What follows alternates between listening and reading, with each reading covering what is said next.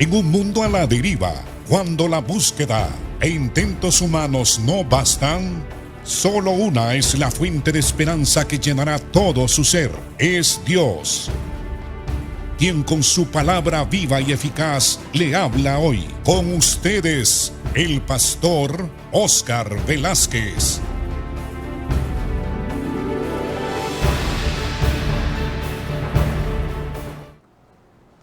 Dios les bendiga, amados.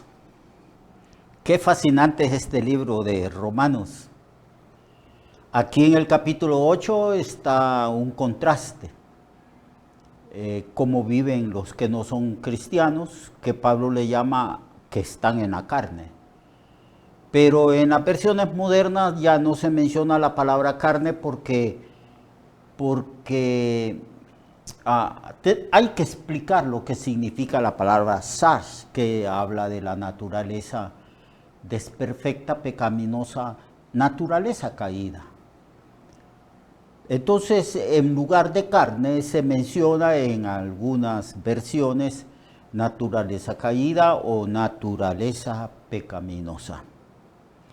Entonces aquí Pablo establece una serie de contrastes. Está diciendo que nosotros, que somos del Espíritu, a causa de la presencia del Espíritu en nosotros, porque el Espíritu mora en nuestro cuerpo, entonces el Espíritu Santo con su poder nos ayuda a cumplir con la justicia de la ley, a obedecer a Dios y a ser victoriosos sobre el pecado.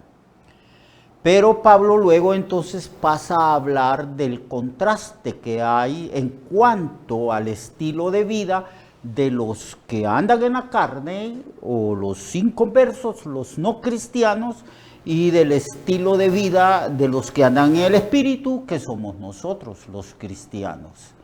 Entonces hay un contraste de aquellos que no son cristianos, que no han recibido a Cristo, que no se han arrepentido de sus pecados, ni han ejercido fe salvífica en la persona de Cristo.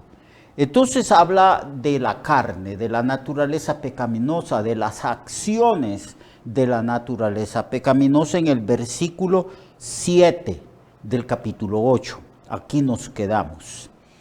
Por cuanto los designios de la carne son enemistad contra Dios, porque no se sujetan a la ley de Dios, ni tampoco pueden. Es imposible que una persona, por religiosa que sea, por educada que sea, aunque tenga varios doctorados, aunque haya ido a los centros educativos más famosos que hay en el mundo, a las mejores universidades, esas personas andan según los designios de la carne y son enemigos de Dios y no pueden de ninguna manera agradar a Dios. No, es imposible, y no es que no puedan, es que no quieren, porque la carne no es enemiga de Dios. Y luego en el verso 9 está el contraste de cómo somos nosotros, que hemos nacido de nuevo y que tenemos el Espíritu Santo que nos guía. Y en el verso 9 dice: mas vosotros no vivís según la carne.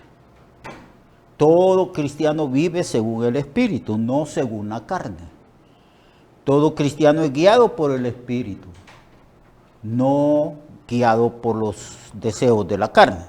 Mas vosotros no vivís según la carne, sino según el Espíritu Santo, ¿va? Porque está con mayúscula.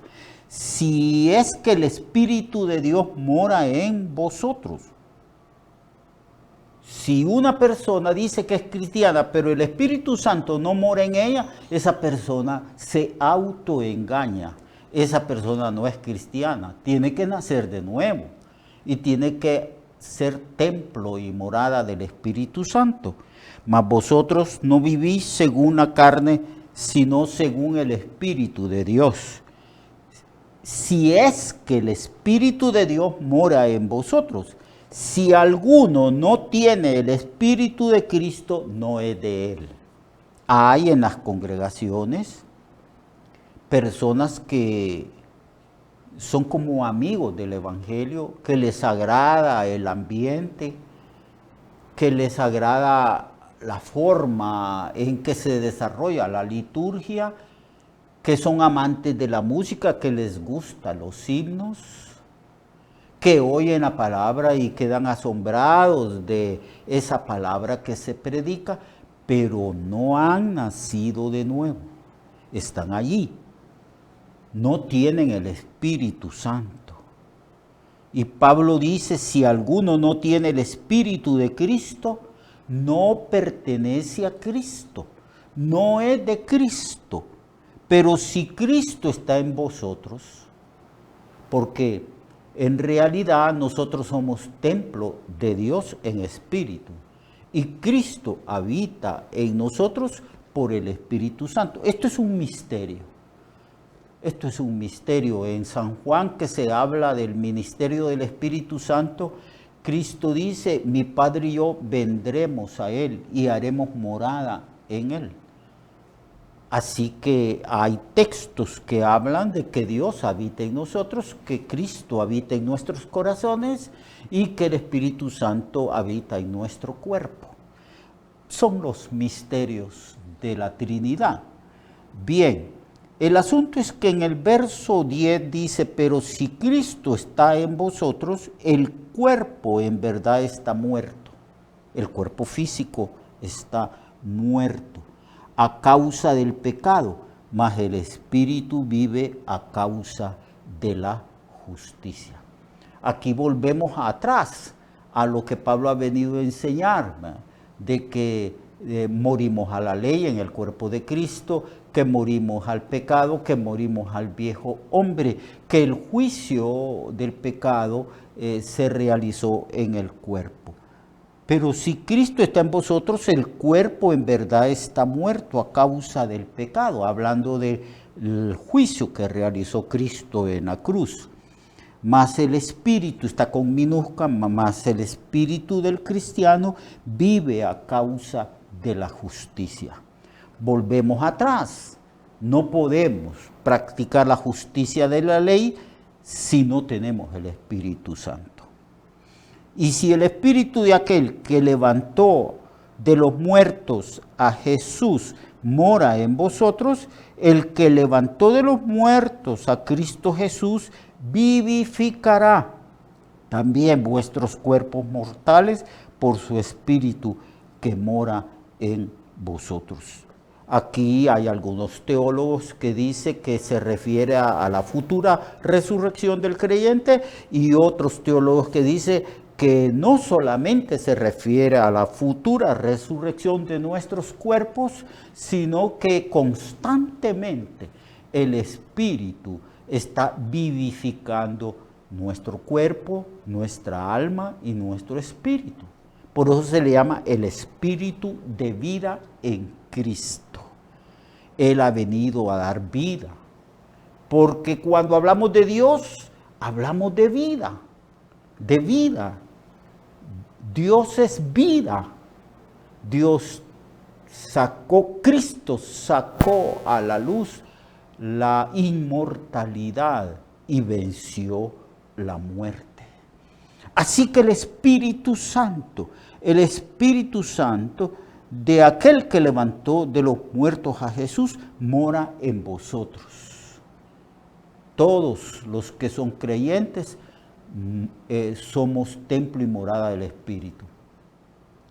Yo suelo decirle a los hermanos que en esta casa, en esta habitación, en este edificio que es el cuerpo, en esta armazón de huesos y de músculos y de nervios y de carne, habitan dos personas, hermano.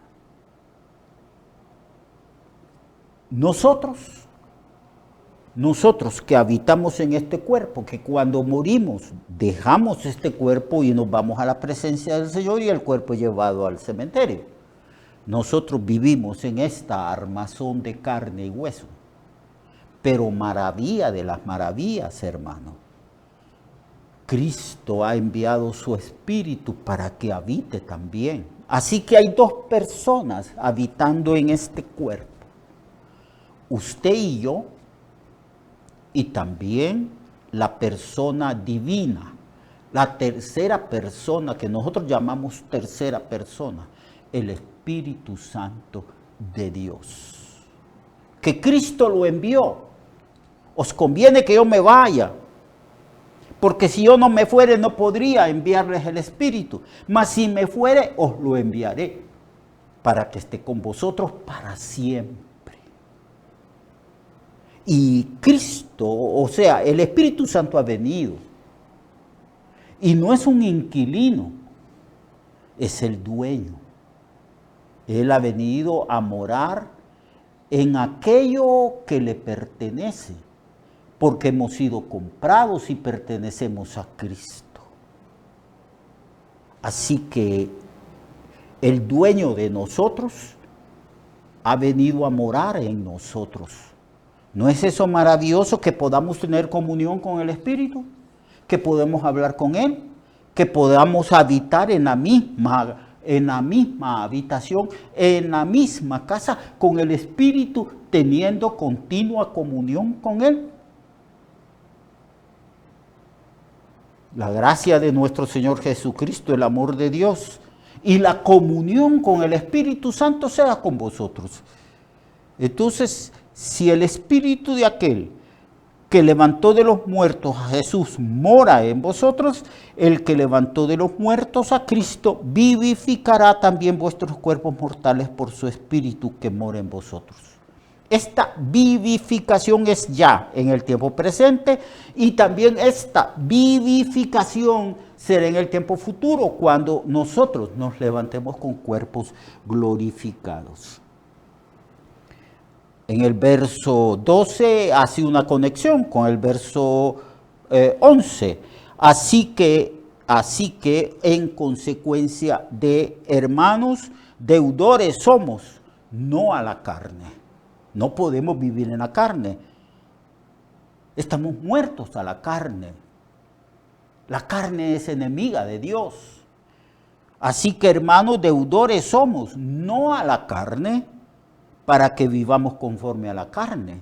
Debemos de vivir conforme al Espíritu, guiados por el Espíritu, obedecer al Espíritu, obedecer a Dios. Esa es la característica más destacada de todos aquellos que hemos nacido de nuevo y que decimos que somos cristianos.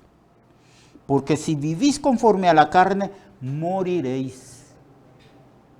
Mas si por el Espíritu, aquí mire, no es usted, es el Espíritu, mas si por el Espíritu, con mayúscula, mas si por el Espíritu Santo hacéis morir las obras de la carne, viviréis.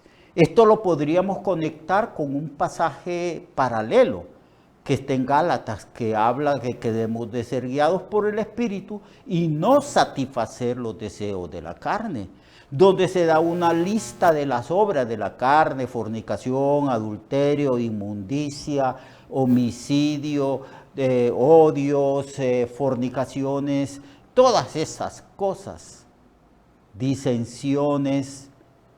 Dice que eso produce muerte porque es pecado. El pecado produce la muerte. Pero si por el Espíritu, por el poder del Espíritu hacemos morir los deseos de la carne o obras de la carne, no hay otra manera de poder vencer la naturaleza pecaminosa del que está allí, ahí está allí. Judicialmente, forensemente, posicionalmente, Cristo hizo un juicio sobre la carne, el viejo hombre. Pero en la práctica se manifiesta. Si usted no es guiado, si usted no se ha entregado totalmente al Señor, usted tiene que entregarse, usted y yo, nosotros tenemos que entregarnos totalmente a Dios y a la guianza del Espíritu y permitir que el Espíritu manifieste su poder para que andemos en el Espíritu y no satisfagamos los deseos de la carne. Y en el verso 14, se enfatiza otra vez que nosotros somos de Dios, que hemos nacido de nuevo, que somos salvos. Porque todos los que son guiados por el Espíritu de Dios, estos son hijos de Dios. He aquí una evidencia de la seguridad de la salvación, una evidencia de nuestra identidad como cristianos. Somos hijos de Dios, tenemos el Espíritu de Dios y tenemos a Cristo por cuanto lo hemos recibido a Él en nuestras vidas y lo tenemos a Él como el Señor de nuestras vidas y como nuestro Salvador. Verso 15, pues no habéis recibido el espíritu de esclavitud para estar otra vez en temor, sino que habéis recibido el espíritu de adopción, por el cual clamamos, Abba, Padre. Hemos recibido el espíritu de adopción, por el cual clamamos, Padre mío, Padre Santo. Por eso, en toda oración, cuando nos ponemos de rodillas, espontáneamente decimos, Padre, te alabo, te bendigo, te glorifico. En el nombre de tu Santo Hijo Jesús, yo te pido esto y esto. Y así, espontáneamente, porque hemos recibido el espíritu de adopción. Y el espíritu de adopción nos enseña que somos hijos de Dios. Y como hijos venimos a nuestro Padre y espontáneamente le decimos, Padre mío. Tenemos el testimonio del Espíritu que somos cristianos, que somos salvos, que somos hijos de Dios. No solamente el testimonio de las Escrituras, sino el testimonio de aquel que ha venido a morar en nosotros. Así que el Espíritu mismo da testimonio a nuestro espíritu de que somos hijos de Dios.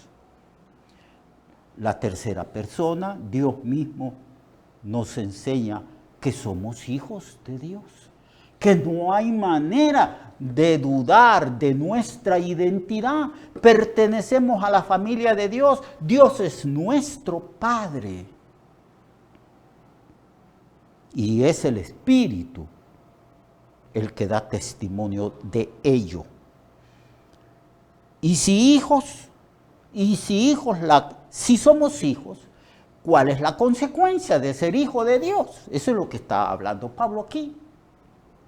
¿Qué viene después? Si yo soy hijo de Dios, si usted es hija o hijo de Dios, entonces, ¿qué? ¿Cuál es el resultado de esto o las consecuencias de esto? Mire lo que dice aquí en el verso 17.